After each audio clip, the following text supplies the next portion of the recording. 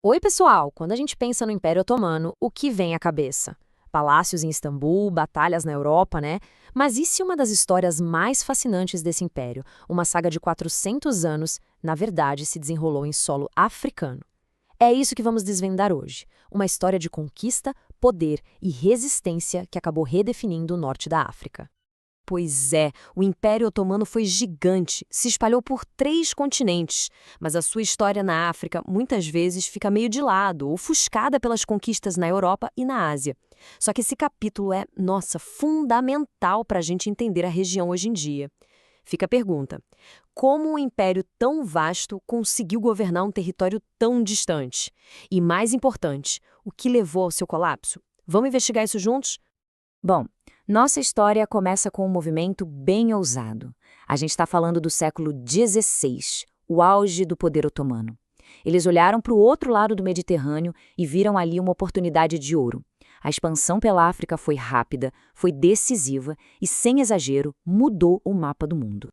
Mas qual era o grande prêmio? O que eles queriam tanto? A palavra-chave é controle estratégico. Para os otomanos, o norte da África não era só mais um pedaço de terra. Era a chave do cofre para dominar o Mediterrâneo, que na época era o coração do comércio mundial. Foi uma jogada de mestre que uniu poder militar com uma baita ambição econômica. E a velocidade com que eles fizeram isso foi impressionante.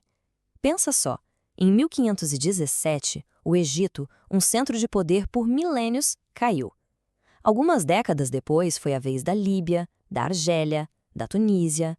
Todas foram incorporadas. Em menos tempo que uma vida humana, o Império Otomano redesenhou completamente o mapa do poder no norte da África. Ok, conquistar uma coisa. Agora, a pergunta de US$ 1 milhão é: como se mantém o controle de um território tão vasto e diverso por 400 anos?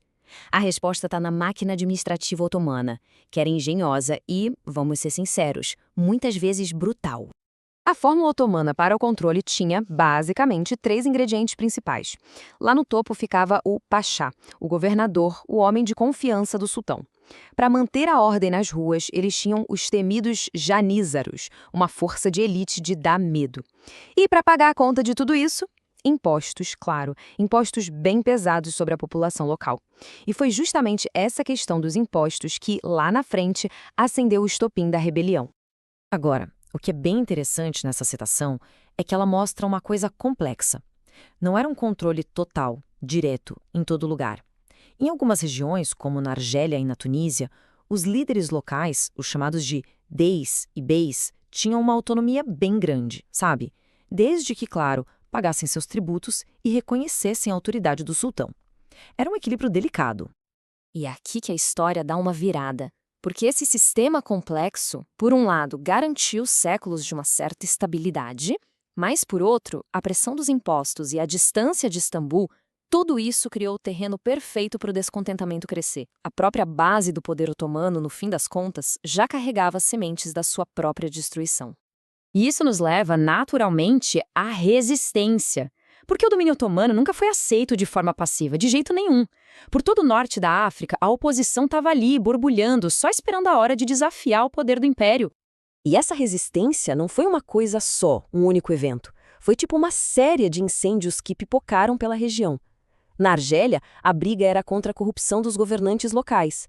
No Egito, a resistência se uniu contra invasores europeus e o próprio império. E na Líbia, movimentos como o Sanusi mostraram que a luta por autonomia era algo profundo e muito bem organizado. É muito importante a gente colocar isso em perspectiva. A luta contra os otomanos não foi um ponto isolado na história. Foi, na verdade, um capítulo de uma batalha muito maior e contínua do continente africano por soberania. O inimigo mudava, uma hora eram os otomanos, depois os europeus, mas o objetivo final, esse continuava o mesmo: autodeterminação. Com a pressão interna só aumentando e novas potências aparecendo no cenário mundial, o domínio otomano na África entrou na sua reta final. O século XIX seria o palco do seu colapso definitivo. Esse gráfico aqui ilustra perfeitamente as duas forças que estavam esmagando o império. Por dentro, as revoltas locais continuavam a enfraquecer a autoridade otomana. Mas a maior pressão, sem dúvida, vinha de fora. As potências europeias, cheias de ambições imperiais, começaram a olhar para os territórios otomanos na África e a pensar: alvos fáceis. E as potências europeias não ficaram só no pensamento, elas agiram. Em 1830, a França tomou a Argélia. Em 1882, foi a vez do Reino Unido no Egito. O Império Otomano, já bem enfraquecido, só podia assistir impotente enquanto seus territórios africanos eram arrancados de seu controle um por um. 1912. Grave essa data. Ela marca o fim de uma era. Com a Itália conquistando a Líbia, os últimos vestígios do poder otomano na África simplesmente desapareceram do mapa. Fim. 400 anos de história chegaram a um fim bem abrupto. Mas a história é assim, né? Quando um império se vai, ele sempre deixa ecos para trás. O fim do governo político não significou que a presença otomana foi completamente apagada. Vamos ver como esse legado continua vivo. O legado otomano sobrevive até hoje. A gente consegue ver na arquitetura das mesquitas do Cairo, sentir em algumas tradições administrativas e ouvir na cultura que define o norte da África. O império se foi, mas seus ecos, eles permanecem por toda a parte. E isso tudo nos leva a uma pergunta final para a gente refletir. A história do Império Otomano na África prova uma coisa: mesmo quando os impérios caem, eles nunca desaparecem por completo. Suas marcas ficam, na arquitetura, nas leis, na cultura. A verdadeira questão é como esses fantasmas do passado continuam a moldar o nosso presente. Fica aí a reflexão. Obrigado por acompanhar essa análise com a gente.